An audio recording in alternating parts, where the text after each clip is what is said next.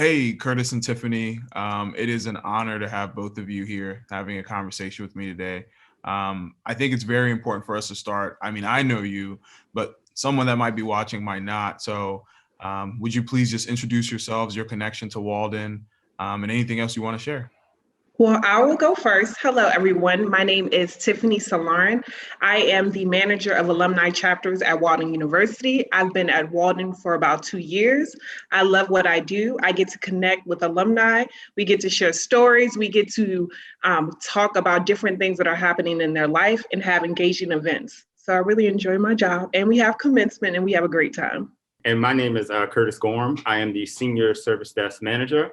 I've been with the organization coming up on 7 years now, and I kind of really love what I do day to day in the technical world, which to many may sound like a nightmare, but to me, it's a ball of chaos that I love being in. One thing that I found really interesting when I was learning more about the two of you was Tiffany, you grew up in Southeast DC, and Kurtis, you grew up in Baltimore City. Two places that I think people on the outside might think are pretty similar, but they have their unique quality. So just to kick us off, what was unique about the place you grew up in, Tiffany? And then we'll move on to you, Kurtis. Well, what I would say was unique about DC when I was growing up, because it was known as Chocolate City, being predominantly Black, so it had its own unique culture. For me specifically in Southeast, I loved it. It was a lot of community, a lot of neighbors helping each other. However, on the outside, looking at it, I was definitely surrounded by violence. There were definitely a lot of things happening around me, but the community we had amongst each other was just great. Okay, and to piggyback off that, I'm going to kind of follow the same suit. Baltimore, from the outside looking in, is probably a nightmare to many.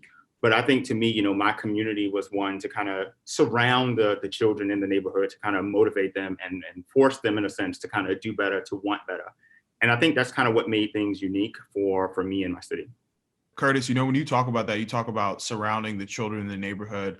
It's clear to me that you have a connection to your roots in that way. And so I was curious, what are ways that you give back to your roots or the community you live in right now? So I actually just signed up about a little over a month ago to be a big brother. A mentorship in my community, I think, is something that I kind of lacked growing up. And I think that's kind of something that kind of urges me to want to kind of give back now, is to be that, guiding light for somebody who is probably where I was, 10, 20 years ago, wondering, where I wanted to be, how I want to get there, and who do I need to talk to kind of elevate me to the next level. For me, I think we're aligned in that way. But I always find myself in almost multiple communities at once. So I was curious, what are other communities that you hope to serve or work with in the future outside of Baltimore City? One of the things that kind of really sits near and dear to my heart is probably Hope for Haiti. So it's basically an organization that's geared towards, Haitians, and bringing them, up to speed and, modern technology, STEM, getting them the resources, or just exposing them to things that we have in our world that they may necessarily not have exposure to day to day. I myself was born in Ghana, so I definitely have a connection with the developing world and projects like that. So I'd love to talk more. But Tiffany, a lot of questions for you, especially in your role working with alumni. I really want to know, how does your role allow you to impact people's lives? Well, I would say I have the unique opportunity of really fostering connections with our alumni, and also fostering the connection with our alumni to Walden University. So what I mean by that is I actively reach out to our alumni. I have 10 alumni chapters. Well, we have 10 alumni chapters. And what I do is, prior to COVID, I would have different events where I got to talk to them about what we're doing at Walden University, how we can support them, what are some of the benefits of being a Walden alum, while also hearing what is it that they need? How can I support you? They're very proactive. They always show up and they show out, and they're doing a lot of things in the community. So just having support sometimes is really the best thing you can do. I'm curious for you, as we work at Walden University, social change is what we know, love, and do. What does social change look like for you, Tiffany, in your community? I would say social change for me looks like empowering Black women to be their best selves, offering kind words, really being a sister to them. So I would say for me, I think the biggest impact I can do as a woman of color in my community is stand in my own truth and confidence, and also help another person with their crown if it's falling or it needs to be adjusted. So really giving support and love to our community so that we change how people view women of color or Black women specifically in media and different places. So showing up as my authentic self, giving guidance anywhere I can, giving a pep talk. I am a cheerleader for everyone, and just giving genuine love to show a different view of Black women. It's powerful. It's very powerful. What about you, Kurtis? And hey, Tiffany, I hate to steal your words again, but I'm going to follow suit. And to me, it's more so being the voice and then being that leader. So, I'm going to voice my concerns, and kind of show what I expect from others. So it's being that voice of reason and then leading by example. I like that a lot. And, in these conversations, in my new role as the director for the Center for Social Change, I also want to give you two an opportunity to ask me a question each. And this isn't rehearsed, right? I don't know what you're going to ask me, but throw whatever you want to throw my way, one question each, anything that comes to mind. So Isaac, you mentioned that you were born in Ghana. Can you give us some additional information about your background? So I was born in Ghana. I came to the US when I was about 3.5.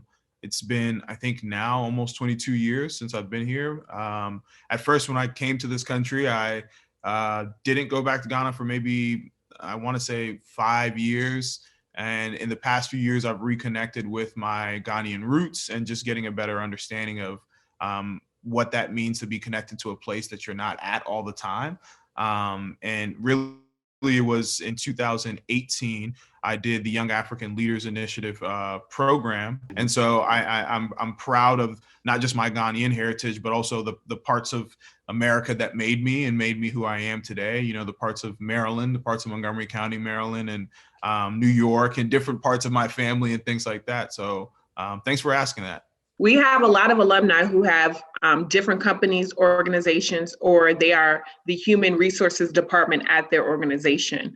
Are there any plans to partner with alumni to maybe do joint service projects with their company, or to highlight them in a different type of way than we have before? Yeah, so one of the first things I did when I got in this role is start reaching out to alumni, or have alumni reach out to me. And so there's already some conversations with alumni about what projects are they working on.